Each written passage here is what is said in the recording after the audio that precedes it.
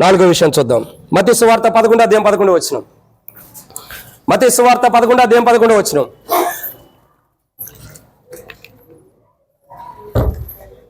మత్తయి సువార్త 11:11 వచనం. కొద్దిగా పెద్దగా చదవన్నా, ఇంటికాడ ఎట్లా మాట్లాడతారు అట్లా చదవండి.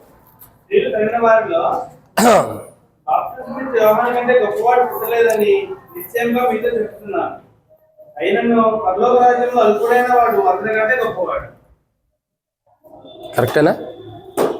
పూర్ణిమకు ఉందా? దేవుని కొందనాలు. కాబట్టి ఇక్కడ మనం చూడాల్సిన ఎన్నో మాట అండి ఇది. నాలుగవదిగా పరలోకమందు ఏముందండి? దేవుడు అన్నాడు. ఆ దేవుడు ఎలాంటి వాడు? మన అపరాధం క్షమిస్తున్నాడు పరలోకం నుండి. రెండు, ఆ దేవుడు మనకేం కావాలో తెలుసుకుంటున్నాడు, మన గురించి కూడా తెలిసిన వాడు. మూడు, అధికం అడిగు వాటికంటే ఇంకా మంచి ఇస్తున్నాడు. నాలుగోదిగా చూడగా అదిగో పరలోకం. ఆ పరలోకంలో ఏముందంటే దేవుడు ఉన్నాడు. ఆయన ఎలాంటి వాడు అంటే నాలుగోదిగా పరలోకం అన్న దేవుడు అందరికంటే గొప్పవాడు. ఎలాంటి వాడండి? గొప్పవాడు. ఈ భూమి మీద ఉన్న వారందరికంటే గొప్పవాడు. అందుకే బైబిల్ ఒక మాట రాయబడుతూ వచ్చింది, అన్ని నామముల కంటే. అంటే అర్థం ఏంటి? అన్ని నామాల కంటే గొప్ప నామం అని అర్థం. అన్ని నామముల కంటే గొప్ప నామం అంటే పైది. ఇక దానికి మించినటువంటి నామం ఇంకోటి లేదు, దాని తర్వాత ఇంకొక నామం లేదు. అంటే అంత గొప్పవాడు. పరలోకంలో ఉన్న ప్రభు, పరలోకంలో ఉన్న దేవుడు ఎంత గొప్పవాడు తెలుసా? దూతల కంటే గొప్పవాడు, ఆరాధించే దూతల కంటే గొప్పవాడు, మహాదూతల కంటే గొప్పవాడు, కెరూబులు శెరూబుల కంటే గొప్పవాడు, దేవదూతల కంటే గొప్పవాడు, ఇంకా ఆరాధించే దేవుని ప్రజలమైనా ఒక రోజు వెళ్ళి ఆరాధించే మనకంటే కూడా గొప్పవాడు. పరలోకంలో ఎవరున్నాడండి? దేవుడు. గొప్పవాడు. గొప్పవాడైన దేవుడు పరలోకం ముందు ఉన్నాడు. పరలోకంలో ఏముందంటే ఒక గొప్పవాడైన దేవుడు పరలోకంలో ఉన్నాడు. ఆ పరలోకంలో గొప్పవాడు ఉన్నప్పుడు ఇప్పుడు చూడండి, మత్తయి సువార్త 7వ అధ్యాయం ఏం చదివే మనం? మీరు చెడ్డవారై ఉండి మీ పిల్లలకి ఏమిస్తున్నారు? మనం చెడ్డవారమే, కానీ మన పిల్లలకి ఏమిస్తున్నాము? అంటే మనం ఎలా స్థితిలో ఉన్నాము? చెడ్డ స్థితిలో. మన పిల్లలకేమో మంచి స్థితి, మనమేమో చెడ్డవారు. చూడండి, ఒక మాటలో చెప్పాలంటే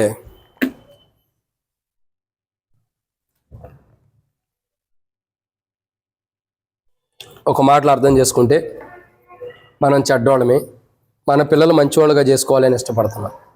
కానీ దేవుడు ఎలాంటి వాడంటే ఆయన గొప్పవాడు, మనల్ని కూడా గొప్పవాడిగా ఉంచాలని ఇష్టపడుతున్నాడు. మనం మన పిల్లలకు మంచి ఊరిని ఎట్లా ఇవ్వాలనుకుంటామో, మన ప్రభు ఆయన ఎంత గొప్పవాడో ఆ గొప్ప జీవితాన్ని మనకి ఇవ్వడానికి ఇష్టపడుతున్నాడు. ఆ గొప్ప జీవితం మనం కలిగి ఉండాలని ఇష్టపడుతున్నాడు. మనం ఎప్పుడూ కూడా దేవుని సన్నిధిలో ఎలా ఉండాలి తెలుసా? దేవుని సన్నిధిలో కాదు, ఈ లోకంలోనే మనం ఎలా ఉండాలని దేవుని నిర్ణయం తెలుసా? గొప్పవారుగా. అందుకంటాడు కదా, నువ్వు అప్పిచ్చువాడుగా ఉంటావు కానీ అప్పు చేసేవాడుగా ఉండవు, అప్పు తీసుకునేవాడుగా ఉండవు, అప్పిచ్చేవాడుగా ఉంటావు. అవునా కదా? తర్వాత నువ్వు పైవాడుగా ఉంది కానీ కిందవాడుగా ఉండవు అన్నారు. అంటే ఇవన్నీ ఎందుకు? నువ్వెప్పుడు గొప్పోడివే, నువ్వు తక్కువడు కాదు అని అర్థం. నువ్వెప్పుడు కూడా ఎలాంటి వాడివి? గొప్పోడివే.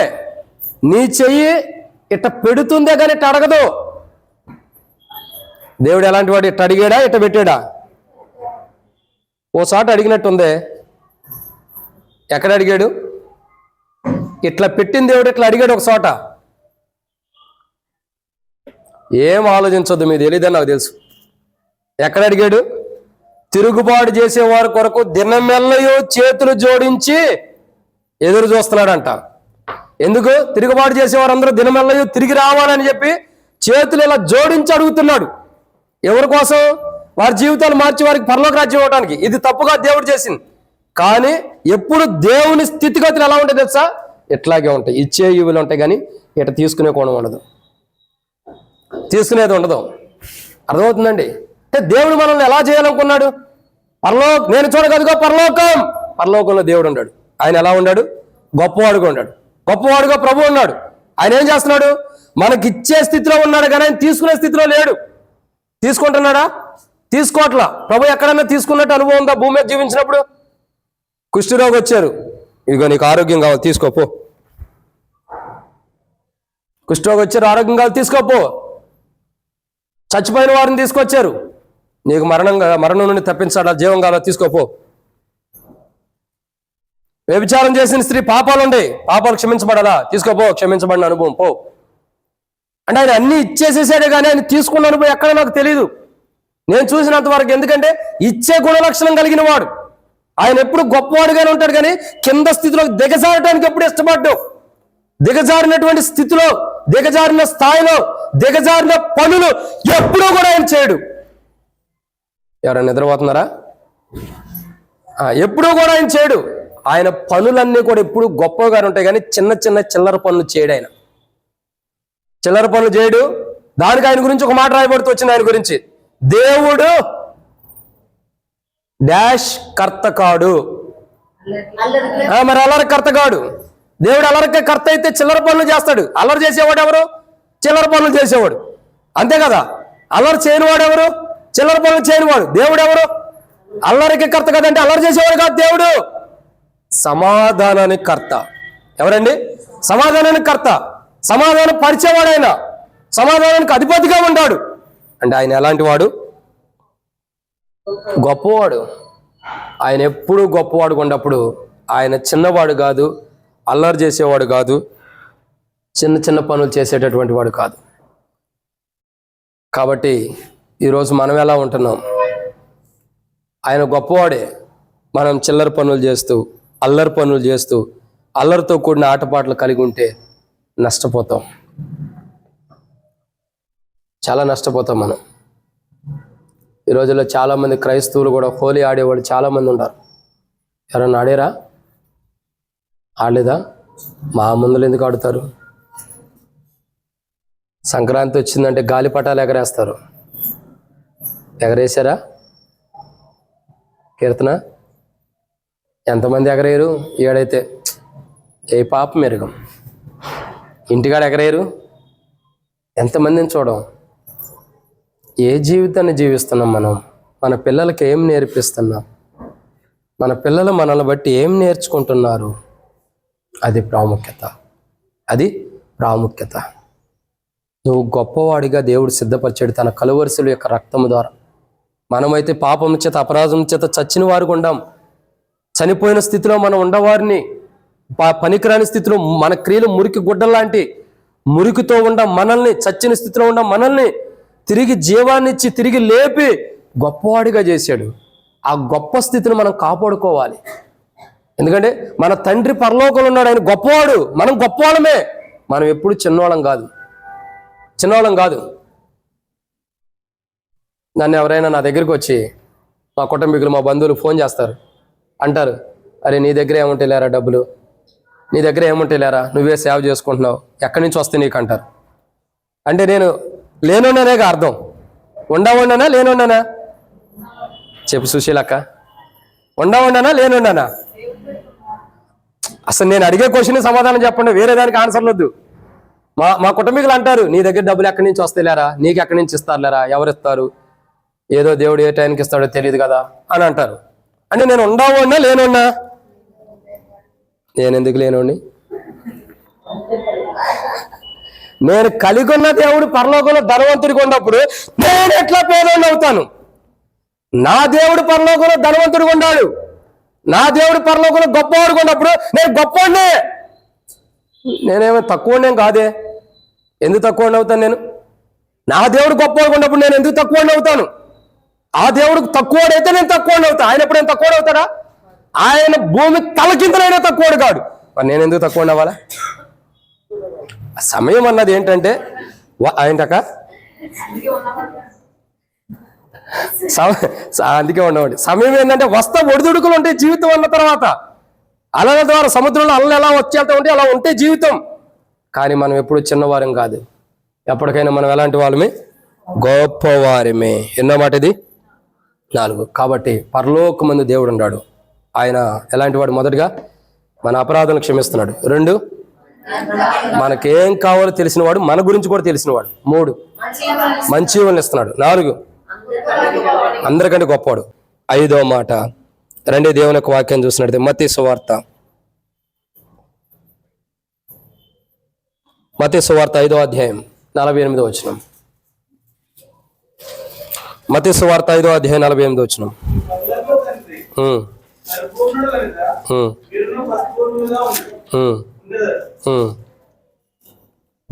చాలండి. కాబట్టి దేవుని యొక్క వాక్యాన్ని చూసినట్టయితే బైబిల్లో రాయబడినటువంటి ఎన్నో మాట అండి ఇది 5వదిగా చూస్తున్నాం. పరలోకమందు ఏముంది? దేవుడు ఉన్నాడు. పరలోకమందు ఉన్న దేవుడు ఏం చేస్తున్నాడు? పరిపూర్ణుడైన దేవుడుగా ఉన్నాడు. మీ పరలోకపు తండ్రి ఎలాంటి వాడు? పరిపూర్ణుడు. అంటే సగము పూర్ణతలో ఉండి సగం పరిపూర్ణత లేనివాడుగా ఉన్నాడా? ఎలా ఉన్నాడు పరలోకమందు ఉన్న దేవుడు? పరలోకమందు ఏముందంటే దేవుడు ఉన్నాడు. ఆయన ఎలా ఉన్నాడు? పరిపూర్ణుడుగా ఉన్నాడు. ఇప్పుడు ఏమని అంటున్నాడు? మీ దేవుడు పరలోకమందున మీ దేవుడు పరిపూర్ణుడు కనుక మీరు ఎలా ఉండాలా? ఇప్పుడు దీని గురించి ఎక్కువ ఎక్స్ప్లెయిన్ అవసరంలా. బల్ల దగ్గరికి వచ్చేసాం. ఒక 10 నిమిషాలు అన్న కదా, అన్నమాట నిలబెట్టుకుంటా ఈ క్షణంలో మటుకు దేవుని చిత్తం అయితే ఈ 10 నిమిషాల్లో ముగించబోతున్నాం. మనం ఎంత పరిపూర్ణులుగా ఉండాం? రాసుకోవద్దు, నేను అడిగే సమాధానం చెప్పాలి. ఎంత పరిపూర్ణులుగా ఉండాం? అక్క జరంతుంటే బల్లలో జరంతే బాలుగును. పరిపూర్ణులుగా ఎంత ఉన్నాం? నువ్వు బలలో పాల్గొనేది ఎలా పాల్గొంటున్నా?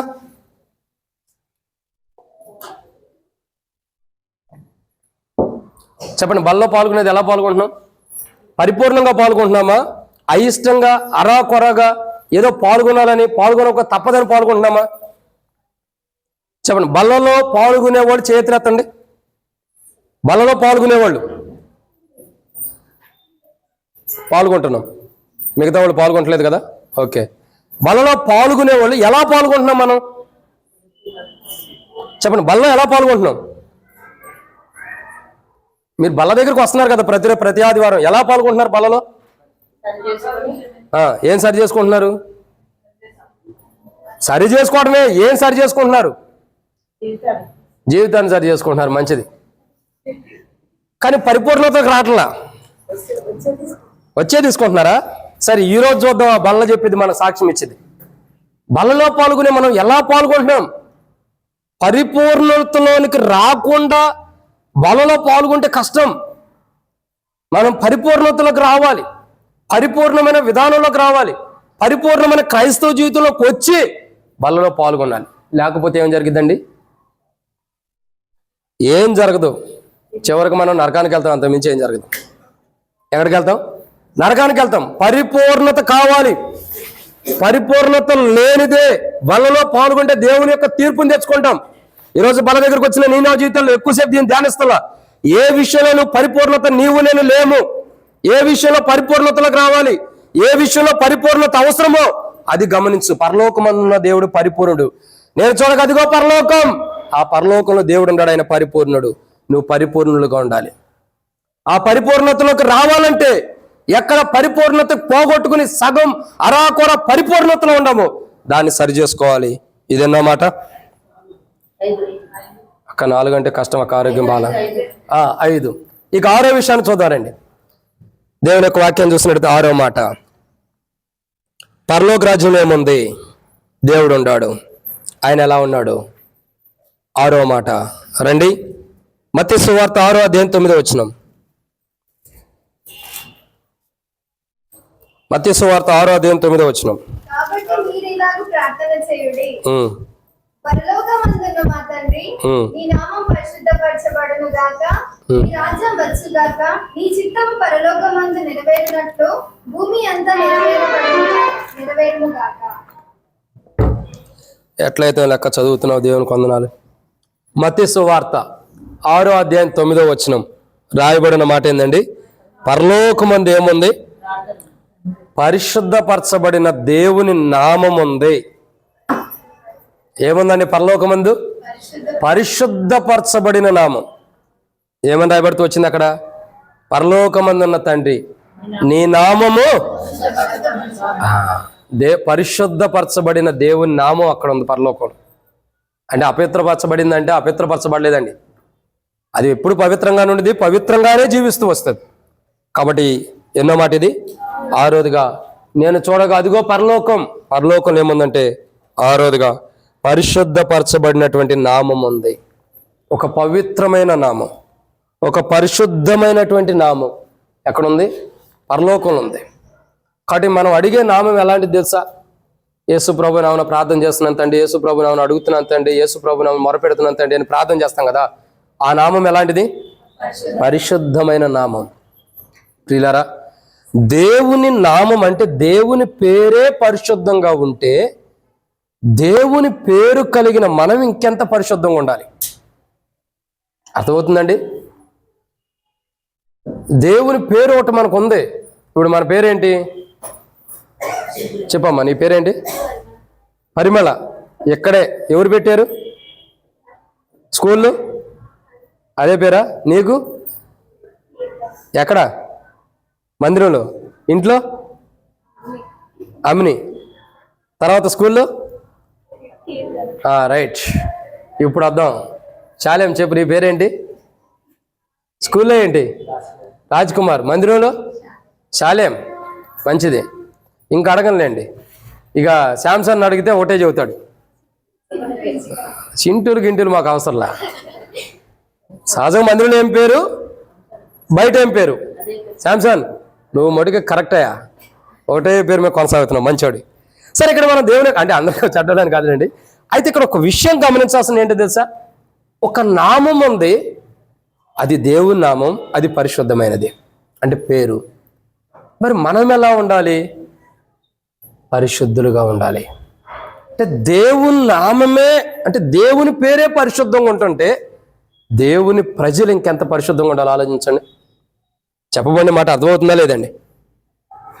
ఎన్నో మాట ఇది?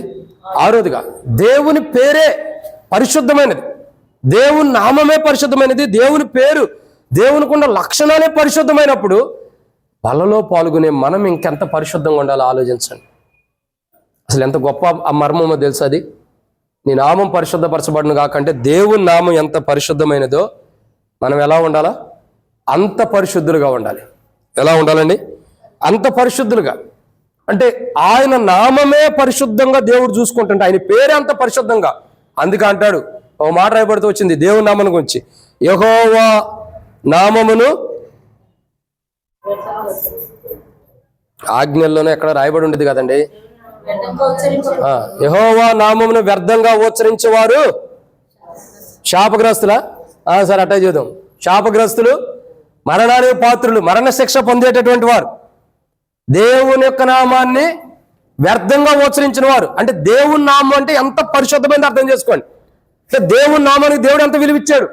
అంటే దేవుని నామమే అంత పరిశుద్ధమైంది అయినప్పుడు దేవుని నామాన్ని ధరించుకున్న దేవుని ప్రజలు ఇంకెంత పరిశుద్ధంగా ఉండాలా చెప్పండి? దేవుని నామాన్ని ధరించుకున్న ప్రజలమైన మనం ఇంకెంత పరిశుద్ధులుగా ఉండాలి, ఇంకెంత పవిత్రులుగా ఉండాలి. దేవుని నామం మనకుంది, దేవుని పేరు మనకుంది, దేవుని యొక్క నామాన్ని ధరించుకుని ఉన్నాం, కానీ మనలో పరిశుద్ధత ఏది? ఆయన నామానికి ఆయన అంత పరిశుద్ధతనిస్తున్నప్పుడు ఆయన బిడ్డలుగా ఉండడం మనలో ఎంతవరకు పరిశుద్ధత ఉంది? పరిశుద్ధత లేకుండా ఎవడును దేవుని చూడలేడని బైబిల్ అంటుంది. పరిశుద్ధత లేకపోతే ఆత్మానుసారంగా ఎవరు కూడా బలలో పాల్గొనలేరు. భౌతికంగానే పాల్గొంటారు, ఏదో తీసుకోవాలి, రొట్టె తీసుకోవాలి, తినాలి అన్నట్టుగానే ఉంటారు, కానీ యథార్థమైన రీతిలో బలలో పాల్గొనలేరు. అర్థమవుతుందండి? ఎవరైతే పరిశుద్ధత కలిగి ఉంటారో వారు దేవుణ్ణి చూడగలుగుతారు, ఆ చూచిన అనుభవం బలలో పాల్గొంటారు. యోహాను అంటున్నాడు, నేను చూడగదిగో పరలోకం. ఆ పరలోకంలో పరిశుద్ధమైన నామం కలిగిన దేవుడు ఉన్నాడు. దేవుని యొక్క పరిశుద్ధమైన నామం ఆ పరలోకంలో ఉంది. ఆ పరలోకంలో పరిశుద్ధమైన నామం ఉన్నప్పుడు ఆ నామాన్ని ధరించుకున్న మనము, ఆ నామము కలిగి ఉన్న మనం, ఆ నామమును ఏదడిగితే అది పొందుకుంటున్నాం మనం. ఆ నామాన్ని ధరించుకున్నామంటే అర్థం ఏంటంటే ఆ నామాన్ని ఏది అడుగుతున్నాం అవన్నీ పొందుకుంటున్నాం. ఆ పొందుకుంటున్న మనం ఆ పరలోక రాజ్యానికి వెళ్ళొద్దా? నేను చూడగదిగో పరలోకమని యోహాను అన్నాడు కదా. ఆ పరలోక రాజ్యాన్ని మనం వెళ్ళాలంటే ఆ పరిశుద్ధతను ధరించుకుని ఉండాలి. ఏం చేయాలండి? ఆ పరిశుద్ధతని ధరించుకోవాలి. లేకపోతే ఆ పరిశుద్ధత లేకుండా బలలో పాల్గొంటే దేవుని తీర్పులోకి వస్తాం. ఇది ఎన్నో మాట? 6. 7వ విషయాన్ని చూద్దానండి. మత్తయి సువార్త 28వ అధ్యాయం 18వ వచనం చివరి మాట. 12 దాటింది, ముగిచ్చేద్దాం. మత్తయి సువార్త 28వ అధ్యాయం 18వ వచనం.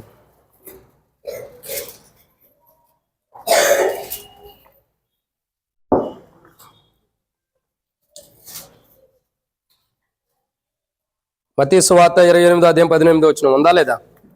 అయితే యేసు వారి యొద్దకు వచ్చి, పరలోకమందును భూమి మీదను నాకు సర్వాధికారము ఇయ్యబడి ఉన్నది. చాలా 7వ విషయం, నేను చూడగా అదిగో పరలోకం అని యోహాను అంటున్నాడు. పరలోకమంది ఏముందండి? పరలోక రాజ్యంలో ఏముంది? దేవుడు ఉన్నాడు. ఆ దేవుడు ఎలాంటి వాడు? ఒకటి, ఆ దేవుడు ఎలాంటి వాడు? మన అపరాధమును క్షమిస్తున్నాడు పరలోకం నుండి. 2, మనకేం కావాలో తెలిసినవాడు. 3, మంచి ఇచ్చేవాడు. 4, అందరికంటే గొప్పవాడు. 5, పరిపూర్ణమైన వాడు. 6వదిగా చూడగా పరిశుద్ధపరచబడిన నామం కలిగిన వాడు. 7వదిగా సర్వాధికారం కలిగిన వాడు. ఎలాంటి వాడు? సర్వాధికారము కలిగిన వాడు. ప్రభువుకి సర్వాధికారం ఉంది. ప్రభువుకి ఏముందండి? సర్వాధికారం ప్రభువుకే ఉంది. నేను చూడగా అదిగో పరలోకం అని యోహాను అంటున్నాడు. పరలోక రాజ్యం ఏముందంటే ప్రభు అన్నాడు, దేవుడు అన్నాడు. ఆయన ఎలాంటి వాడు? సర్వాధికారం కలిగిన వాడు, సర్వం మీద అధికారం కలిగిన వాడు. ఆయనకి సర్వంలోనూ అధికారం ఉంది, మన మీద కూడా అధికారం ఉంది. మన మీద ఉన్న అధికారం ఏంటి? మనకు బహుమానం ఇచ్చే అధికారం ఆయనకు ఉంది. మన తప్పులను బట్టి మనకు తీర్పు తీర్చే అధికారం కూడా ఆయనకుంది. అధికారం ఉందంటే మనకు అన్ని ఆశీర్వాదాలు ఇవ్వడండి. అన్ని ఆశీర్వాదాలే ఎవడు? మృతులు తమ మృతులను, అసలు ఈ మాట ఎప్పుడు జరిగిద్దో చెప్పండి మీరు? ప్రభు చెప్పాడు కదా, మృతులు తమ మృతులను పాత పెట్టుకొననిమ్ము అని ప్రభు అన్నాడా లేదా?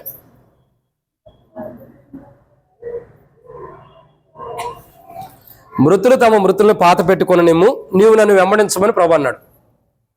మృతుల పాత పెట్టే విధానం ఎక్కడ జరుగుతుంది? పరలోకంలోనా?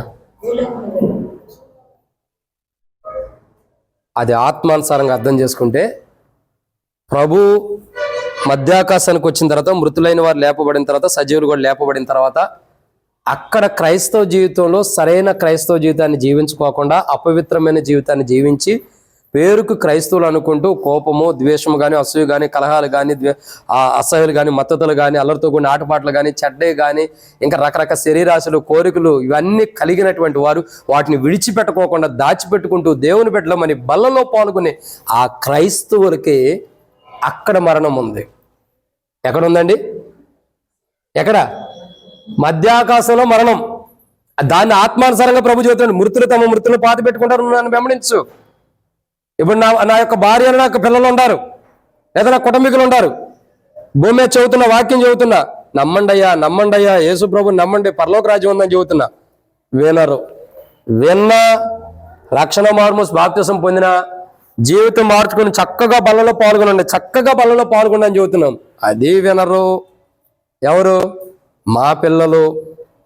తర్వాత అయ్యా సరి చేసుకోండి, బల దగ్గరికి వచ్చినప్పుడు జీవితం మార్చుకోండి, పరలోక రాజ్యం ఉందని చెబుతాం.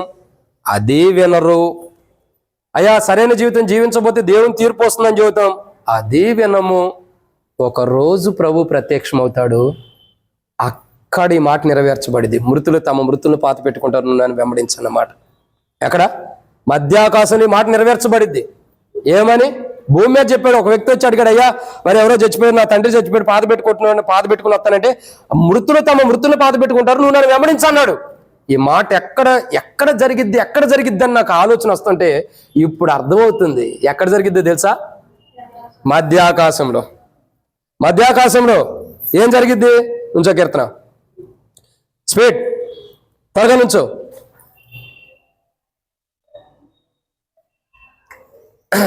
ఎదురెట్టండి, అటు తిరిగి నుంచండి. ఒకరు చనిపోయిన జీవితం ఉంది, ఒకరు ఆత్మీయ జీవితం ఉంది. వీళ్ళిద్దరిలో ఎవరు ఆత్మీయ జీవితంలో చనిపోయారు, బ్రతికున్నవారు ఎవరో చెప్పండి.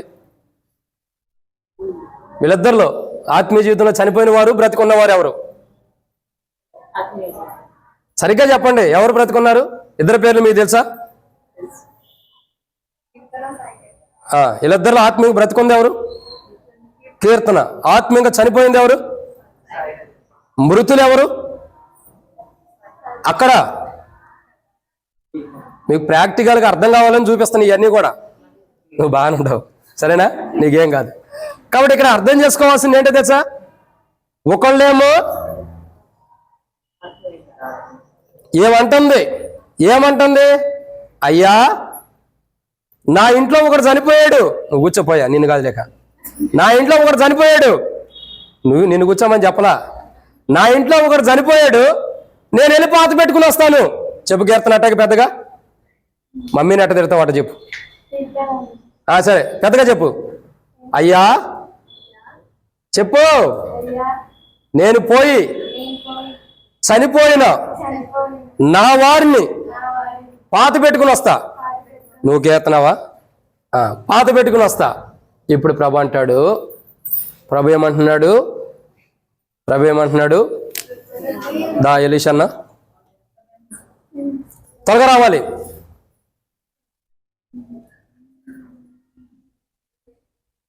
ఇక్కడ నుంచి చెప్పు. మృతులు తమ మృతుల్ని పాత పెట్టుకుంటారు.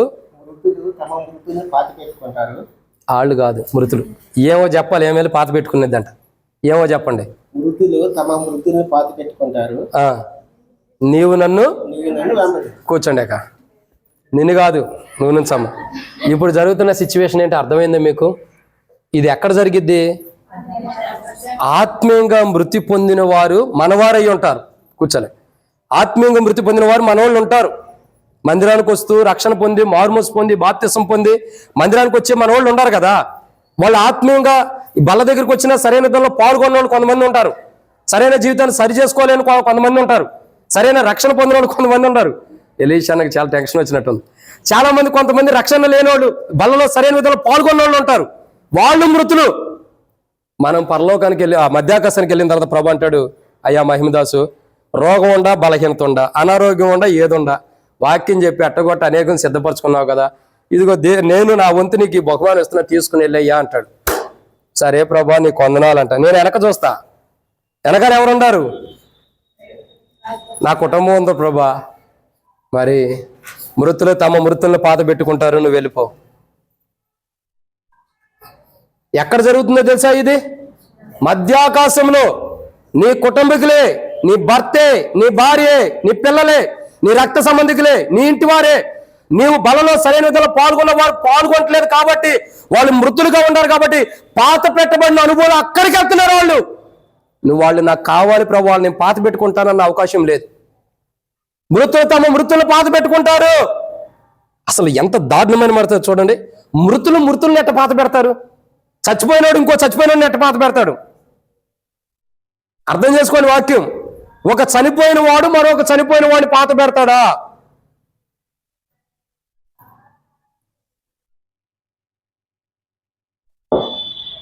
ఇదేంటో అనుకోవద్దు. అంబలి అనారోగ్యంగా ఉంటానని అక్క తెచ్చిచ్చింది దేవుని కొందనాలు.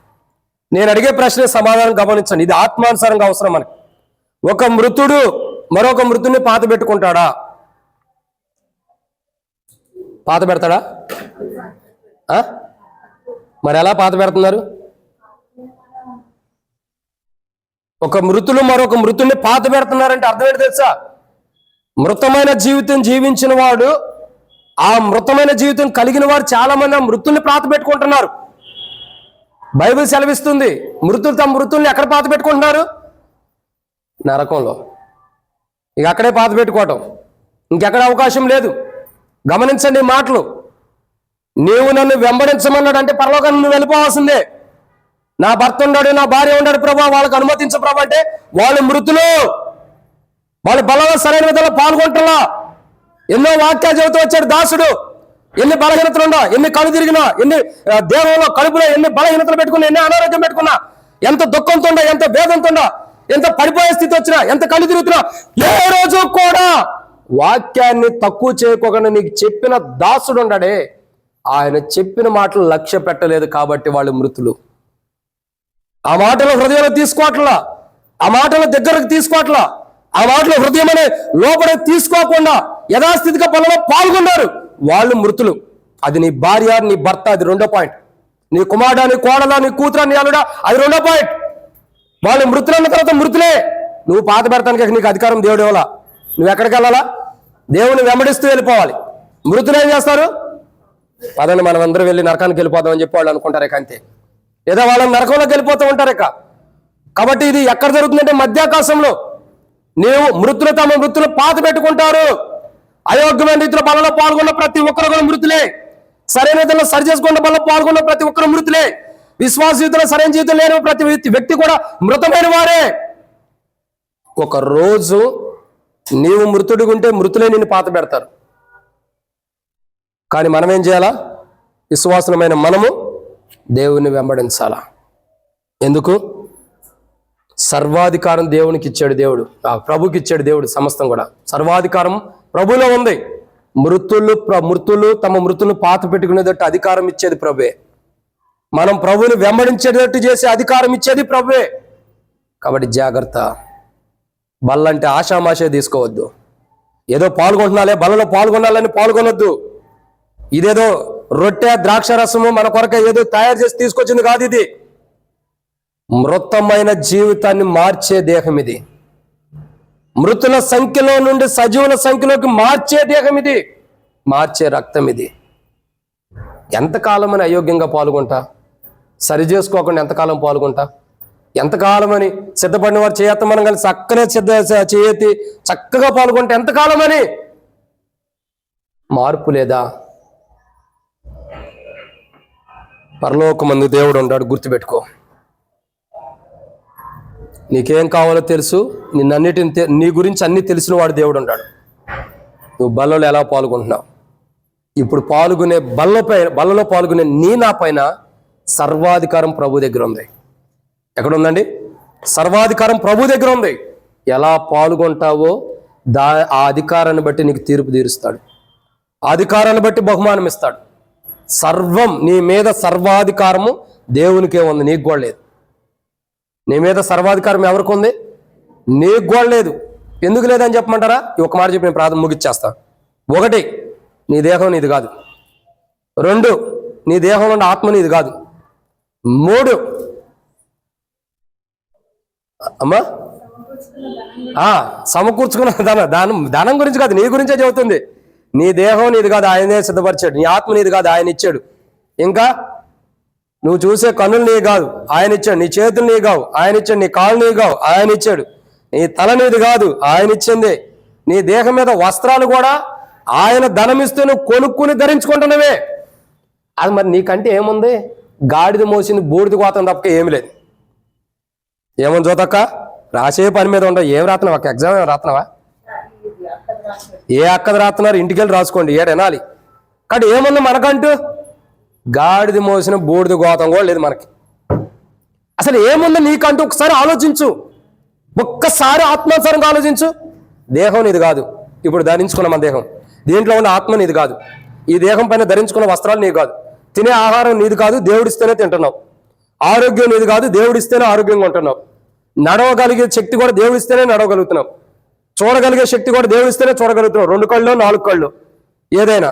మరి అంటే నీకంటే ఏముందేడా? అసలు నీకంటూ నీలో ఏముంది? ఒక్క అహంకారం తప్ప ఏముంది మనలో? ఏం లేదు.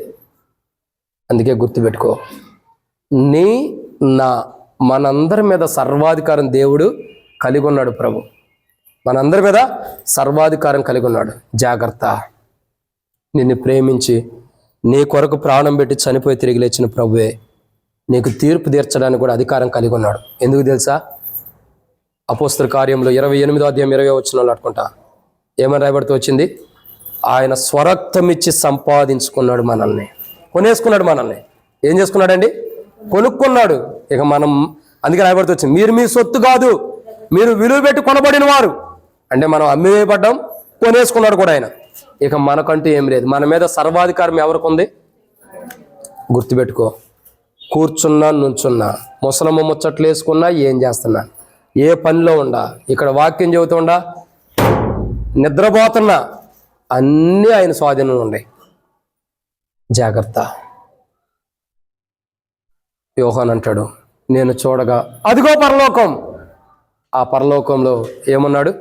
దేవుడు ఉన్నాడు. పరలోక రాజ్యంలో ఆ దేవుడు ఎలాంటి వాడు? 7 విషయాలు. 1, మన అపరాధాలు క్షమించేవాడు. 2, మనకేం కావాలో తెలిసినవాడు, మన గురించి తెలిసినవాడు కూడా. మనకేం కావాలో తెలుసు, మన గురించి కూడా తెలుసు.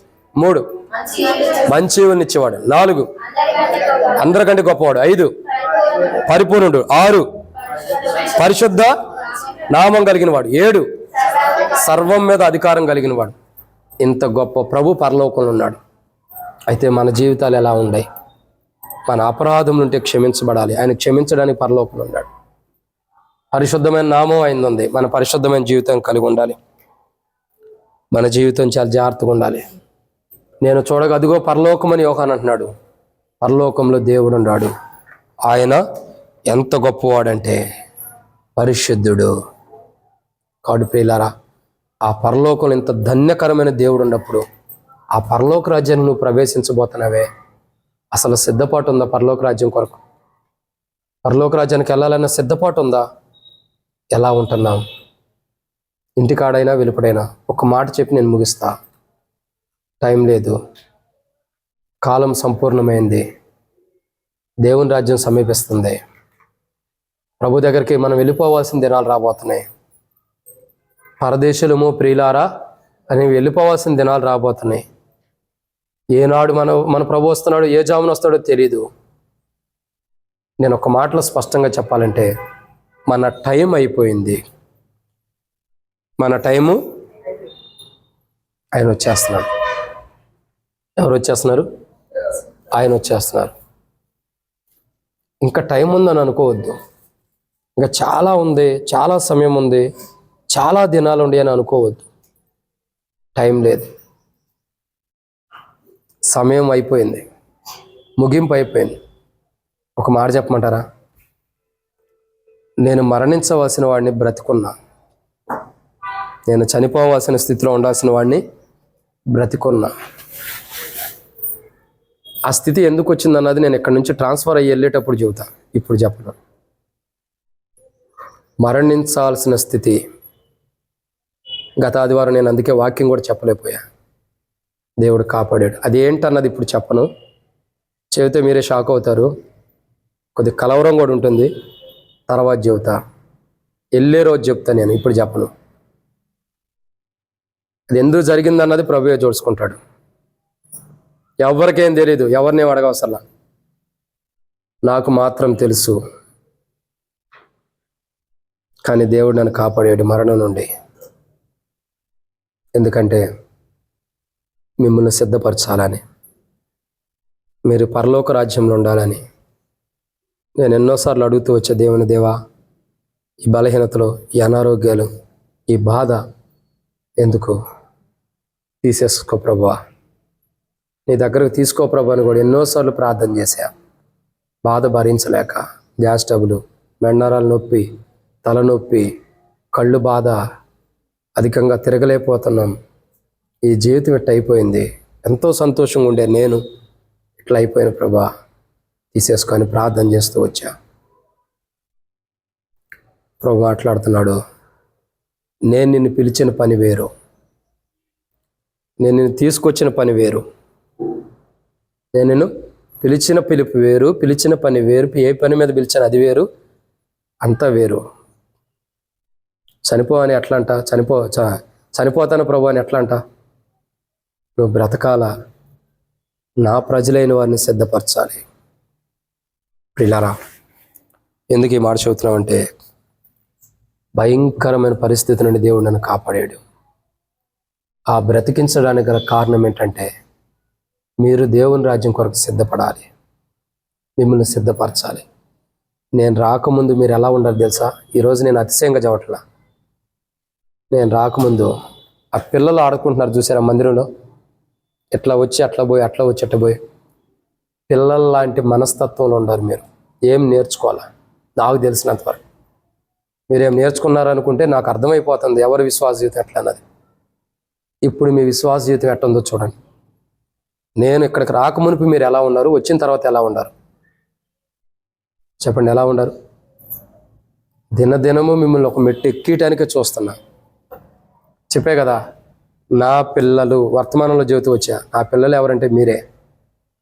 నేను ఇక్కడ కాపురుగా ఉన్నంతకాలం మీరు అందరూ నా పిల్లలే. మీరు మెట్టు ఎక్కాలి కానీ దిగినట్టు ఉండకూడదు. మీరు గొప్పవారికి ఉండాలి. మీకు మంచి ఈవుల్ని ఇవ్వటానికి ఇష్టపడుతుంది. ఎక్కడ ఏ ప్రజల్లో కూడా ధ్యానించిన వర్తమానాలు మీకోసం ధ్యానించబడుతున్నాయి. ఎందుకంటే మంచి ఈవులు మీకు ఇవ్వాలని. వాటిని సద్వినియోగపరచుకోండి. దూరం చేసుకోవద్దు, నష్టపోవద్దు. సమయం లేదు కాబట్టి జాగ్రత్తగా సిద్ధపడదాం. దేవుని రాజ్యం సమీపిస్తుంది. అయిపోయింది, టైం అయిపోయింది, కాలం అయిపోయింది, సమయం అయిపోయింది. నేడు రేపు అన్నట్టుంది ప్రభు రాకడ. ఇంకా ప్రభు వస్తాడులే అని ఆలస్యం చేస్తాడులే అని అనుకోవద్దు ప్రియులారా. టైం అయిపోయింది. ప్రభు రాకడ సమీపిస్తుంది.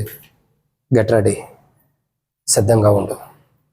వచ్చే వారం ప్రభు రాకడ ఆలస్యం అయితే, ప్రభు రాకపోతే 9 గంటలకు ఆరాధనకు అందరం కలిసి ఉందాం. అందరం సజీవులుగా ఉంటే. ఒకవేళ ప్రభు వస్తే ప్రభు రాజ్యంలోనే. ఇదే చివరిది అవ్వచ్చు, మరొక ఆదివారంతో చివరిది అవ్వచ్చు, చెప్పలేం. ఎప్పుడు చివరో తెలీదు. సిద్ధపడు. సమయం లేదు, కాలం లేదు. ఇంకా ఇంటికాడ సర్దిద్దుకోవాలి, ఆ పనులు చేసుకోవాలి, ఈ పనులు చేసుకోవాలి, ఆ పని ఉంది, ఈ పని ఉంది. 5 రోజులు పోయినాయి, అయిపోయింది. టైం నీకు ఇచ్చిన టైం, నాకు ఇచ్చిన టైం అయిపోయింది. దేవుని రాజ్యం కొరకు సిద్ధపడే టైం ఇది. ప్రతి క్షణము, ప్రతి సెకను చాలా వాల్యుబుల్ ఈ రోజుల్లో. ప్రతి సెకను వాల్యుబులే, ప్రతి క్షణము విలువైనది. పోగొట్టుకోవద్దు. ఆ పోగొట్టుకోకుండా ఆ విలువైన సమయాన్ని మనకి ఇచ్చిన విలువైన సమయాన్ని మనం కాపాడుకోవడానికే ఈ దేహం విరగొట్టబడి నలగొట్టబడింది. యోహాన్ అంటాడు, నేను చూడగా అదిగో పరలోకం. ఆ పరలోకంలో మనం వెళ్ళాలంటే విలువైన సమయాన్ని కాపాడుకోవాలి. 7 విషయాలు ప్రార్థన చేసుకున్నారండి. మొదటిగా నేను చూడగా అదిగో పరలోకం అని యోహాన్ అంటున్నాడు. 4వ కోణం, పరలోకంలో ఏముందండి? దేవుడు ఉన్నాడు. ఆయన ఎలా ఉన్నాడు? 1, మన అపరాధం క్షమిస్తున్నాడు. ఈరోజు ఏ అపరాధంతో వచ్చేవో, ఏ అపరాధం క్షమించబడాలో ఆయన అక్కడి నుండి క్షమించడానికి వస్తున్నాడు. నువ్వు ఎక్కడ ఒప్పుకోవడానికి రా. 2, మాట్లాడదేక. 2, మనకేం కావాలో తెలుసు, నీకేం కావాలో తెలుసు, మన గురించి కూడా ఆయన తెలుసు. జాగ్రత్తగా నువ్వు ఎలా బలలో పాల్గొంటున్నావు కూడా ఆయన తెలుసు. 3, మంచి ఈవులను ఇవ్వడానికి ఇష్టపడుతున్నాడు, చెడ్డ ఈవులను కాదు. 4, అందరికంటే గొప్ప, నేను గొప్పగా ఉంచాలనుకుంటున్నాడు. 5, పరిపూర్ణులుగా నువ్వు ఉండాలని ఇష్టపడుతున్నాడు. 6, పరిశుద్ధపరచబడిన నామం నీకు ఇస్తున్నాడు. 7, సర్వాధికారం దేవుడు నీకు ఇస్తున్నాడు. క్షమించండి, సర్వాధికారం ప్రభు కలిగి ఉన్నాడు. నీ మీద తీర్పు రాకుండా నేను పరలోకాన్ని చేర్చాలని ఆయన ఉద్దేశిస్తున్నాడు. సరి చేసుకుందాం. ప్రార్థన. మమ్మల్ని మిక్కిలిగా ఎక్కువగా ప్రేమించిన ప్రియ పరలోకపు తండ్రి, పరిశుద్ధుడు అయిన దేవా, మీకు స్తోత్రములు. మీరు ఇచ్చిన కృపకై వందనాలు. విత్తబడినటువంటి వాక్యంను మీరు కట్టి ఫలింపచేయండి. నేను చూడగా అదిగో పరలోకం అని యోహాన్ అంటున్నాడు. పరలోకం నుండి మాకు కలుగుతున్నవి ఏంటో మేము చూస్తున్నాం. పరలోకంలో ఏముందో కూడా టేబుల్ వర్తమానం చూస్తున్నాం. మా జీవితాల్లో పరలోకంలో ఏముందో దేవా మేము చూస్తూ వచ్చి, మీరు దేవుడు ఉన్నాడు, ఆయన అతిక్రమలు క్షమిస్తున్నాడు, అపరాధములు క్షమిస్తున్నాడు. దేవా, ఆయన గురించి 7 విషయాలు మేము చూస్తూ వచ్చాం. ఆ 7 అంతల అనుభవంలో మా జీవితాల్లోకి మార్చండి దేవా. మీ యొక్క అధికారం కింద మేము ఉండాం. మేమంటూ కాదు, మేము అమ్మివేయబడిన వారం. ఓ రోజు మాకు తీర్పు ఉంది, అది మేము గుర్తెరిగి బలలో పాల్గొంటాను సాయం చేయండి. బలలో ఎలా పాల్గొంటున్నాం? పరిపూర్ణులుగా పాల్గొంటున్నామా? పరిపూర్ణత లేకుండా పాల్గొంటున్నామా? ప్రభా, ఒక్కసారి మమ్మల్ని మేము పరీక్షించుకుంటుండగా మాలో ఉండ పరిపూర్ణత లేని జీవితం, అపవిత్రమైన జీవితం, అయోగ్యమైన జీవితం, నిష్ప్రయోజకమైన జీవితం మీరు క్షమించి కడిగి పరిశుద్ధపరచండి. ఈ సాక్షిగా నిలబెట్టమని. ఇక్కడ చేరి వచ్చిన వారు ఎవరైతే నేను చూడగదుగో పరలోకమని విన్న వాక్యం చెవిగలవారు వినుగాక, పరలోకంలో ఏముందో తెలుసుకుంటున్నారు, వాటి కొరకు సిద్ధపడి వాటి కొరకు కాపాడుకుంటూ మృతులు తమ మృతుల్ని పాత పెట్టుకుంటారు. మేము మిమ్మల్ని వెంబడించే క్రైస్తవ జీవితాన్ని మాకు ఇమ్మని ప్రభు యేసుక్రీస్తు నామం పేరిట విశ్వాసంతో ప్రార్థిస్తున్నాం తండ్రి. ఆమేన్. దయచేసి అట్లాగే మౌనంగా ఉందాం. కళ్ళు తెరిచి అటు ఇటు చూడద్దు. ఎవరికి వారు ప్రార్థనలు ఉందాం, ప్రార్థనా జీవితం కలిగి ఉందాం. ఇంకా దేవుడు ఏమైనా మనలో చూపిస్తుంటే బలహీనతలు, అవిధేయతలు, అపరాధములు, పరలోకను ఆయన క్షమించడానికి సిద్ధంగా ఉన్నాడు. ఆ పరలోకానికి వెళ్ళటానికి సిద్ధపాటు లేకుండా ఏమన్నా నీలో బలహీనతలు కనబడుతుంటే వాటిని సరి చేసుకుందాం. సరి చేసుకుని బలలో పాల్గొందాం. ప్రభు మనం సరి చేసుకుని బలలో పాల్గొంటానికి సాయం చేయను గాక. ఆమేన్.